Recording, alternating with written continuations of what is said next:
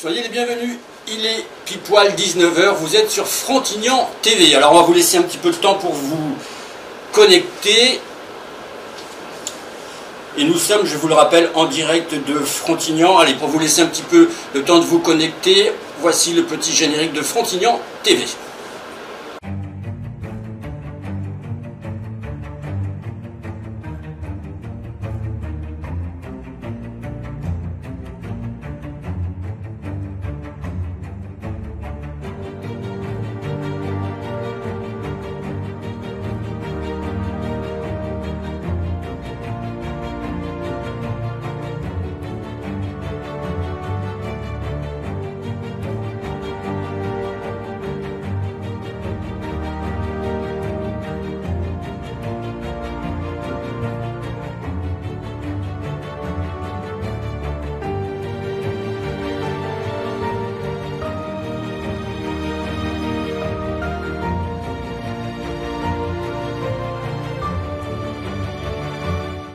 Il est pile poil 19 h, soyez les bienvenus sur Frontignan TV, la télé 100% ventre bleu. Nous sommes en direct de Frontignan et pas n'importe où. Nous sommes dans un endroit un petit peu magnifique. Alors vous pouvez le voir un petit peu à l'image avec ces combinaisons de plongée. Je suis au club Les Arts-et-Ski avec Luigi Liciardi. J'ai bien prononcé? Très bien, parfait.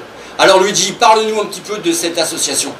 Alors le club Arts-et-Ski subaquatique, club frontignanais, le seul club associatif qui a été créé il y a une quarantaine d'années. On fête nos 40 ans l'année prochaine.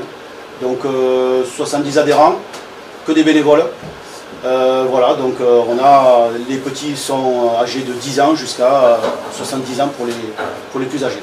D'accord, alors le rôle principal de l'association? Le rôle principal de l'association, c'est de faire découvrir dans un premier temps à des néophytes le monde de la plongée, le monde sous-marin. Donc effectivement voir qu'il y a une autre vie sous l'eau, donc de franchir le cap. C'est grâce à des baptêmes que l'on fait l'été ou que l'on fait en piscine. On fait donner le déclic aux gens, ensuite on les bascule en mer. Et souvent 80%, 90% des gens rentrent en formation pour vraiment passer après des niveaux de plongée et pouvoir évoluer en plongée. Et ensuite, deuxième vocation, c'est qu'on a des plongeurs qui sont déjà diplômés. Et tout au long de l'année, on continue à les entretenir. Alors on s'entretient physiquement, mais on a aussi des cours de biologie, de photo sous-marine, etc. Donc pour essayer de diversifier un petit peu la plongée. D'accord. Alors, hormis tout ce que tu as dit, il y a combien de personnes qui travaillent au sein du bureau? Alors au sein du bureau, nous sommes 8 membres du bureau. Voilà. Donc il y a moi un vice-président, je suis en tant que président, il y a un vice-président, un trésorier adjoint, secrétaire adjoint et 2 personnes qui s'occupent du matériel. Parce qu'effectivement on a beaucoup de matériel. D'accord, alors je rappelle que je voudrais juste saluer, j'en profite vite fait pour saluer tous les gens qui nous regardent, et notamment une certaine frontignanaise, si je ne me trompe pas, qui doit être en train de nous regarder, qui a gagné d'ailleurs un baptême de plongée qu'elle fera, je pense, dans les beaux jours. Dans l'été, voilà, c'est ça. Donc on a parlé un petit peu de ton association, on va retrouver bien sûr dans les commentaires l'adresse, le numéro de téléphone, la page Facebook, le site internet, puisque je suppose que vous avez aussi un site internet. Et puis en attendant, tiens, j'ai proposé le premier reportage, c'est un reportage avec Ciné Mistral, puisque vous savez que la culture, elle souffre encore, elle va encore souffrir. Et bien, le Ciné Mistral s'est manifesté, on va dire ça comme ça. On regarde tout ça en image et je vous retrouve tout de suite après. Sans le cinéma, on vient ici, on a un sourire, on s'évade, l'espace d'un moment, l'espace d'un film, on s'est toujours protégé, je me sens plus en sécurité ici que dans un magasin chez Carrefour où les gens s'agglutinent autour de vous. Donc je ne comprends pas, il faut nous rouvrir notre essentiel. Voilà, moi c'est mon essentiel, c'est essentiel à ma vie, à mon épanouissement. Voilà, c'est tout. On vous aime le cinéma, on aime la culture et vivement qu'on rouvre. Priscilla, bonjour. Alors on s'était vu au déconfinement, tu étais toute radieuse, il y a encore les vestiges en bas. Alors, deuxième confinement et aujourd'hui, qu'est-ce qui se passe? Bon je suis un peu moins radieuse sous mon masque, j'essaye de sourire avec mes yeux, mais mes yeux pleurent quand même, enfin mon cœur surtout pleure parce que ça me fait mal au cœur d'être obligée de laisser notre petit Ciné Mistral fermé, de ne pas pouvoir proposer du cinéma à Noël, voilà, et on n'a pas le choix, c'est comme ça. Donc aujourd'hui c'est une journée de solidarité. Exactement, solidarité avec tous mes collègues, tous nos partenaires, tous les professionnels et tous les spectateurs de la culture, du cinéma. C'est un symbole de rallumer l'enseigne à 17 h. Mais voilà, on se donne tous la main, tous ces gens du cinéma, du théâtre, de la musique, de la communication. Voilà, parce qu'on est désœuvrés, on est très malheureux, parce qu'il y a une injustice. Voilà, il y a une véritable injustice dans les décisions qui ont été prises, avec cette sensation vraiment de sacrifier la culture. Quand on voit qu'il y a 2500 personnes autorisées à fréquenter Ikea, moi je demandais juste d'avoir au moins 30 ou 40 personnes dans ma salle l'après-midi pendant les vacances de Noël. Alors il y avait en plus de beaux films qui étaient à l'affiche.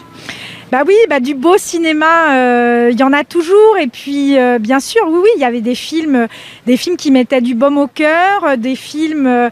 Voilà, comme toujours, on fait une sélection aux petits oignons pour nos spectateurs, et du cinéma qui fait rêver, qui fait réfléchir, qui fait pleurer, qui fait rire, tout ce dont on a besoin, des émotions pour vivre. Voilà. Et alors concrètement, comment vous allez faire? Vous attendez la fin du confinement et les autorisations, et le programme se passera à ce moment-là? Oui, écoutez, on parle de la date du 7 janvier, mais qui n'est pas une date de réouverture, mais de revoyure. C'est-à-dire que le 7 janvier, on saura quand est-ce qu'éventuellement on va réouvrir, sachant qu'on sera la période d'après-fête, qui va être une période où, bien sûr, on a tous besoin de se rassembler. Et donc, c'est pas du tout sûr qu'on ouvre en janvier. Voilà. Mais par ailleurs, toutes nos instances nationales, nos syndicats, nos fédérations ont déposé aujourd'hui un recours contre le gouvernement pour revoir cette question des ouvertures des lieux culturels. Et j'y vais.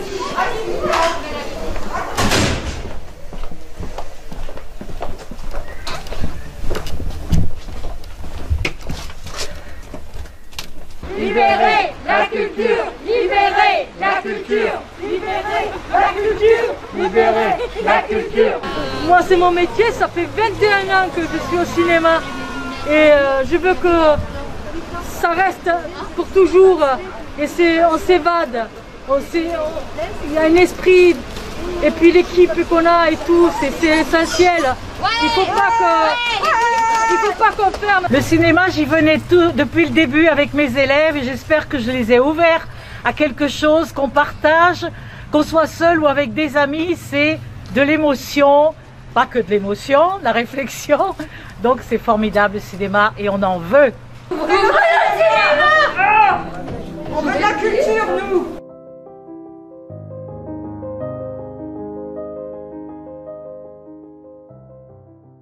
Nous sommes de retour avec Luigi au club de plongée Les Arisqués. Alors dis-moi Luigi, avec ce confinement, le Covid, ça a changé beaucoup de choses pour ton association? Oui, c'est vrai que dès le premier confinement, on a déjà été impacté, puisqu'effectivement on a été confiné début mars et on a été déconfiné courant en juin. Donc c'est vrai que c'est une phase préparatoire, nous, en piscine, où on prépare la sortie plongée. Et c'est vrai qu'on a eu quand même beaucoup de ralentissements, puis on a eu des gens qui ont été un petit peu impactés, donc qui ont pu venir plonger. L'été a un petit peu repris, donc on a quand même beaucoup plongé, on a profité. Et puis le deuxième confinement a fait que du coup on a eu quand même beaucoup plus de réticence au niveau des inscriptions. On a quand même perdu un petit peu d'inscriptions. Les gens attendent de voir un petit peu comment ça va se passer avant de se réinscrire, ce qui est compréhensible. Donc on a été un petit peu impacté, effectivement. Est-ce qu'on comprend cette restriction par rapport aux marins qui étaient interdits de naviguer, sachant que vous faites un sport en plein air, vous faites un sport aussi sous l'eau? Est-ce que en tant que président de ton association, on comprend bien le fait d'être confiné, ou alors on se dit putain mais nous on pourrait? C'est vrai qu'on est considéré comme une activité de plein air. Donc, du coup on se dit effectivement on a moins de problèmes d'avoir de contact, sauf qu'on a quand même du matériel que l'on met en bouche qui peut être amené à être échangé.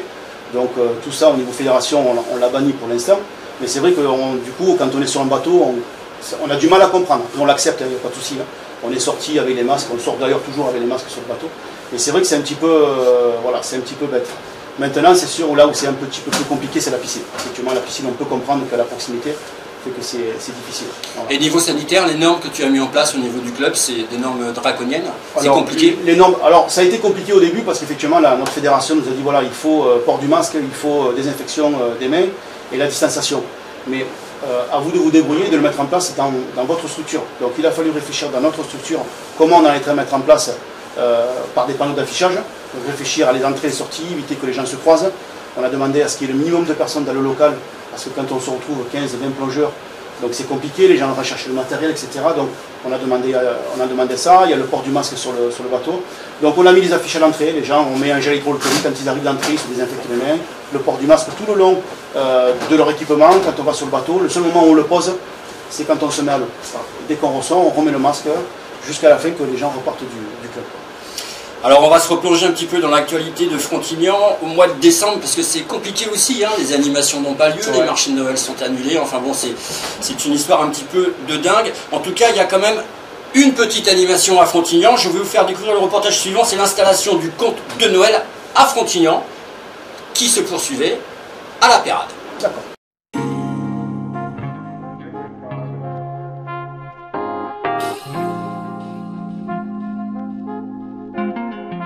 Ombres là, tu les vois, elles apparaissent. Alors dans le noir complet ça marchera mieux, mais là... Bon, et bien allez on canne, tu peux l'envoyer. T'as pas la tête qui va avec. Là, tes têtes. Leïla et Greg, bonjour. Alors qu'est-ce qui se passe place de la Liberté aujourd'hui, Leïla? Alors, c'est une surprise pour Noël déjà. C'est une installation lumineuse qui va être ouverte normalement d'ici la fin de la semaine. C'est un conte autour des animaux et de la nature qu'on a créé à plusieurs en partenariat avec la mairie. Et donc, c'est l'histoire d'une petite fille qui va dans une forêt, qui trouve une fontaine asséchée et elle va avoir des aventures, quoi. Il faut pas tout raconter. Hein. Et alors, il y a une autre partie qui est à la Pérade, non Greg? Il y a un premier acte qui se passe sur la place de l'église. Et après la deuxième partie du conte, ça se passe du coup à la Pérade. Ce qui fait qu'en fait du coup les gens qui sont à la Pérade vont devoir aussi venir ici pour pouvoir voir le début de l'histoire. Et les gens qui sont de Frontignan-Ville vont devoir aller à la Pérade aussi pour voir la fin de l'histoire. Ah, c'est astucieux ça, pour bien harmoniser, ouais. Oui, en fait, nous, on a vraiment un souci de fédérer, d'unir. Et on trouvait que les fêtes de Noël étaient une belle occasion. Et donc, autour de la nature et de la protection des animaux, on s'est dit, voilà, on va faire une première partie de l'histoire sur la place de Square de la Liberté à Frontignan, la Pérade. Et la suite, donc suite et fin, place Gabriel Péry. En fait, la petite Sacha va rencontrer le Père Noël, juste comme ça, quoi. Voilà. Alors, les animaux, ils sont où? Ils sont plutôt vers la Pérade? Alors, vous avez un univers aquatique ici, et de l'autre... C'est un univers plutôt animaux, terrestres. En fait, on va voyager du pôle sud au pôle nord. Voilà. Et alors, donc, l'histoire, on la comprend par quoi? Par des petites scénettes. Voilà, exactement. En fait, à chaque début de parcours, on a l'histoire complète du parcours à visiter. À chaque acte, on va dire, chaque partie, chaque chapitre, pardon, on va avoir le détail, le récit. Ensuite, sur la seconde partie, on retrouve l'histoire complète au début. Et à la fin, on a la fin. Par ailleurs, la ville de Frontignan fait des dépliants pour avoir l'ensemble du décor. Et aussi sur Internet, non, je crois? Oui, sur Internet, sur le site de la ville de Frontignan, je crois. Oui, tout à fait, ouais. Bon, on va découvrir ça. Oui, là, on est en plein montage avec les intempéries. C'est quand même assez périlleux, on va dire, quoi.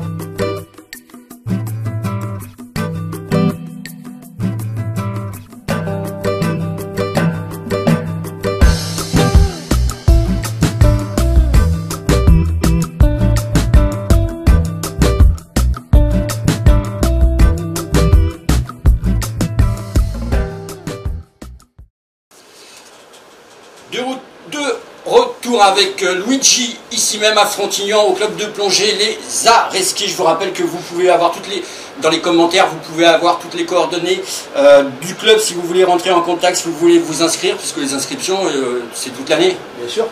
Toute l'année. Toute l'année. Luigi, on va parler un petit peu de toi. Alors les gens te connaissent peut-être pas ou très peu. Tu as un métier qui est passionnant. Ouais, je suis sapeur-pompier professionnel. C'est vrai que c'est un métier passionnant par toutes les interventions et puis déjà dans le cœur du métier. Voilà. Depuis tout le temps ou c'est venu en cours de parcours? Mon métier? Ouais. En fait, non, je sors, en fait, j'étais ostréiculteur quand je suis sorti de mes études.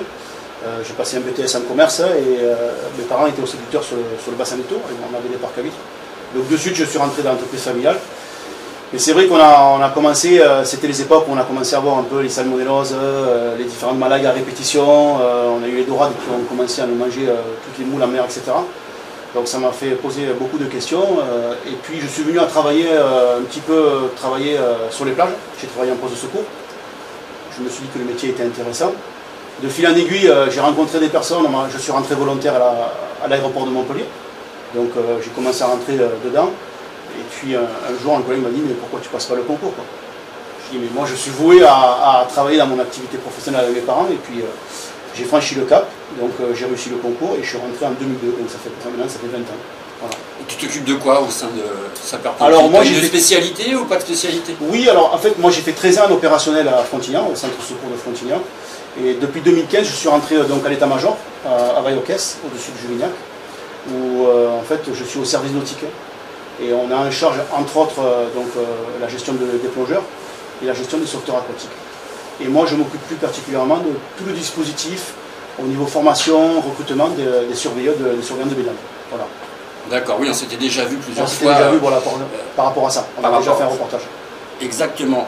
J'avais une autre question que je voulais te poser dans ma tête, mais j'ai perdu le fil de ma question. Ça va revenir. Oui, on parlait...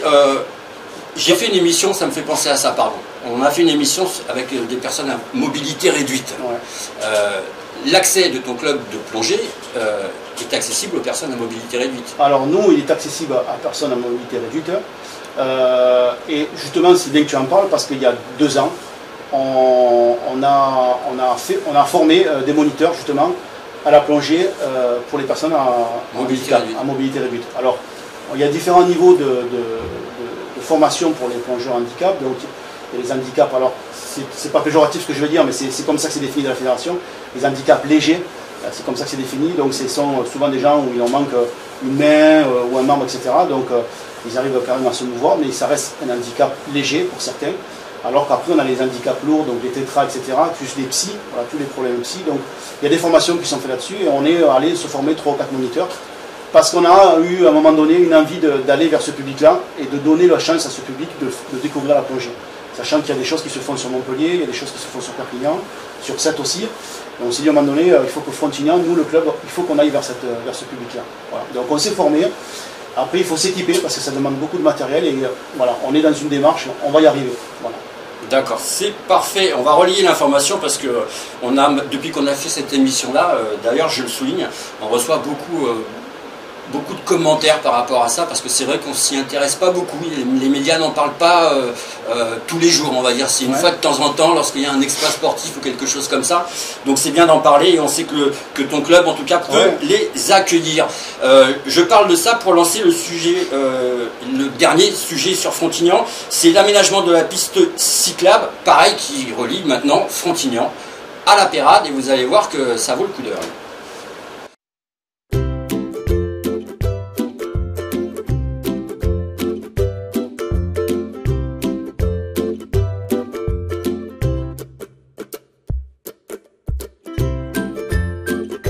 Monsieur Bringuier, visite de chantier de cette nouvelle piste cyclable. Alors, elle va d'où à où?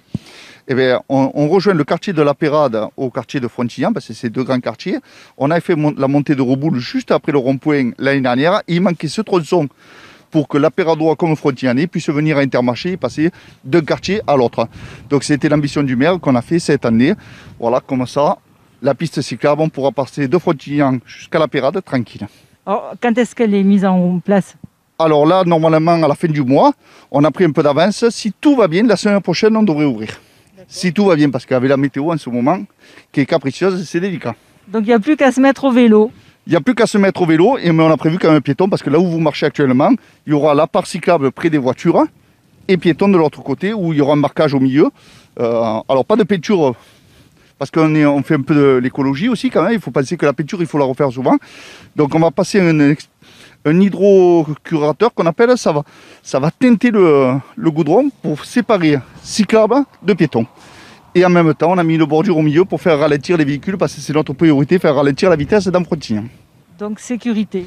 Sécurité pour les piétons avant tout.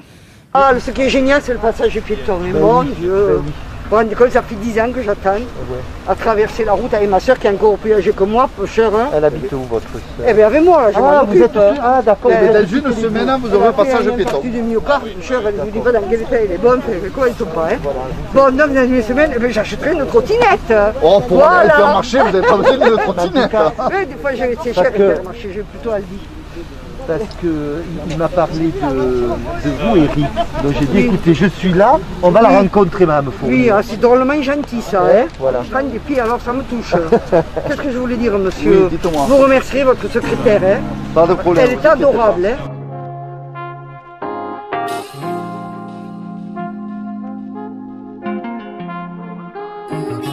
On doit remonter le portail. Bon, on a reçu le devis comme nos propriétaires. On remonte le portail de 10 cm.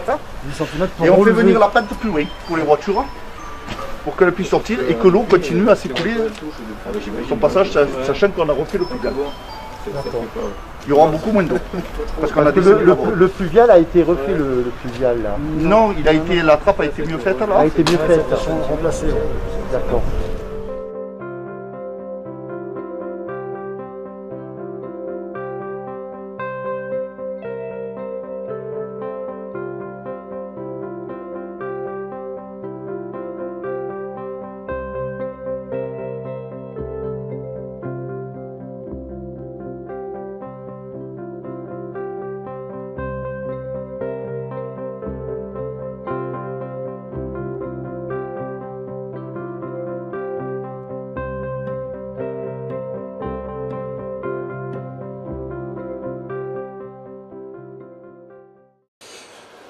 De retour en direct sur Frontignan au club des Areski avec Luigi Liciardi. J'ai bien dit? Parfait, c'est bien. C'est super. Alors, on va parler écologie avec toi parce que je sais que tu sévis, je sais, parce qu'on se tient des fois au courant, que tu as un projet et que l'écologie te tient à cœur. Tout à fait. En fait, on est, nous les plongeurs, on est premiers spectateurs de la pollution qui se passe sur Terre et qui va en mer, quoi. Vous constatez qu'il y a une mer en danger? Oui, tout à fait. Complètement. En fait, on retrouve déjà, on voit des espèces, on ne voit plus des espèces, certaines espèces qui étaient là il y a quelques années. Moi, je me rappelle par mon milieu professionnel avant, puisque j'étais ostréiculteur quand je plongeais, je voyais beaucoup d'espèces qu'on ne voit plus maintenant ou pratiquement plus. Et puis on voit les déchets, quand on plonge au bord de nos côtes, on voit des déchets, quoi. Donc du coup, ça sensibilise, ça marque, et on lutte contre ça. Et notamment, le projet que j'ai à la rentrée 2021, c'est le nettoyage du ponton de la Bordelaise, qui est à la sortie du canal du Rhône à 7, donc sur la commune de Frontignan. Là, il y a une grosse opération qui va être menée, parce qu'effectivement, à cet endroit-là, c'est un endroit où il y a un écosystème très particulier. On a entre 4 et 5 variétés d'hippocampes, notamment, qui ne sont que là en France, il faut le savoir. Il n'y a que cet endroit-là où les hippocampes arrivent à se reproduire, et on arrive à avoir pas mal de variétés. Et d'autres aussi espèces qui sont là, parce que cet écosystème est favorable. Mais du coup, à cet endroit-là, il y a beaucoup d'épaves qui sont arrivées, qui sont éventrées. Il y a eu beaucoup de pneus qui ont été jetés pour X raisons. Et c'est lors d'une plongée, justement, sur une plongée photo qu'on avait fait avec des collègues, où j'ai dit, mais là, il y a un problème, on est dans une décharge, quoi. Donc j'ai tiré la sonnette d'alarme, j'ai fait une vidéo il y a pratiquement un an. Du coup, ça a alerté un petit peu toutes les collectivités et les responsables. Donc on a eu plusieurs réunions avec l'ADREA, la DDTM 34, etc., etc. Donc du coup, c'est une grosse machine qui va se mettre en route. On a fait des analyses il n'y a pas longtemps, des analyses du sol, qui ont été favorables. Donc du coup, maintenant, on a le feu vert. On a tous les feux qui sont ouverts, comme on dit. Et du coup, on va mettre cette action, normalement en cours entre fin janvier et mi-février. Voilà. D'accord, donc ça c'est une opération, on va dire, nettoyage de fond marin. Alors de fond marin, c'est une opération éco-citoyenne. Mais en plongée, ça veut dire... Alors ça va se faire en plongée. Alors en plongée, justement, pour limiter l'impact, justement, par rapport à tout ce que je t'ai dit précédemment, Ouais. on va être 4 à 5 plongeurs, pas plus, sous l'eau, parce que dès qu'on va soulever, il va y avoir de la vague, etc. Mais il y a tous les bords du rivage où en fait on a tous les déchets qui sont ramenés par l'eau.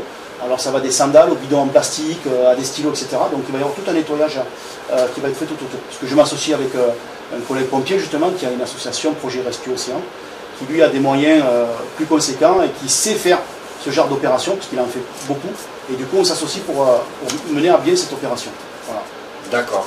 Bon bah parfait, on suivra d'ailleurs hein, cette opération-là avec nos caméras. On a une tradition sur Frontignan TV parce que c'est tout nouveau et qu'on essaye d'innover. D'accord. Parce que nous on réfléchit, on essaye de, même pendant ces périodes un petit peu de confinement, on n'a pas vraiment chômé. Donc on a tiré au sort hier soir, avec une main anonyme, 10 questions qui n'ont rien à voir avec l'actualité, qui ont plus à voir sur...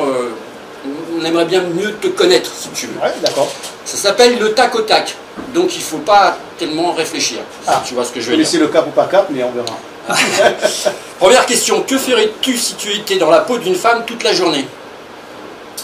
Je militerai pour les femmes pour qu'elles aient beaucoup plus de droits que par rapport aux hommes. Parce qu'on parle de l'égalité, mais je pense qu'elles manquent beaucoup de plus de droits que nous. Ta dernière nuit d'ivresse? L'AG du club. Ah ouais, c'était vraiment... c'était dantesque. Un tu l'amour rédhibitoire? Une combinaison pyjama entière grenouillère, là, polaire, bien épaisse. Quelle est la chose insupportable quand on partage ta vie? Le mensonge. Quelle est la dernière blague qui t'a fait rire? La dernière blague qui m'a fait rire, j'en ai pas qui me viennent là, je ne saurais pas quoi dire. Je vais y réfléchir. Chez quel personnage aimerais-tu rentrer en catimini? Chez quel personnage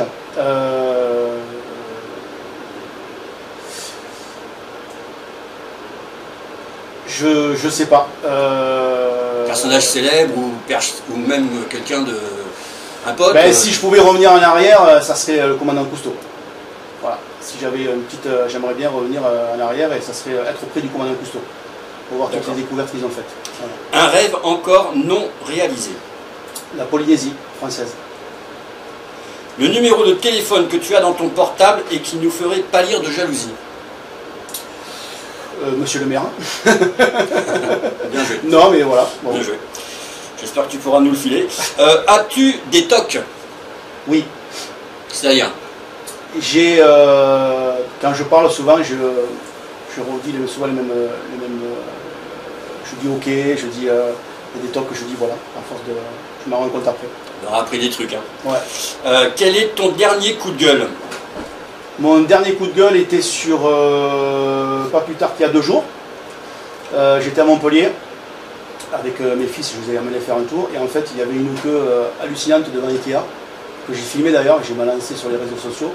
Et j'ai dit, je ne comprends pas pourquoi on va interdire aux restaurateurs d'ouvrir leur restaurant avec les mesures, alors qu'on s'agglutine pour aller chez Ikea. Voilà, c'est mon dernier coup de gueule il y a 2 jours.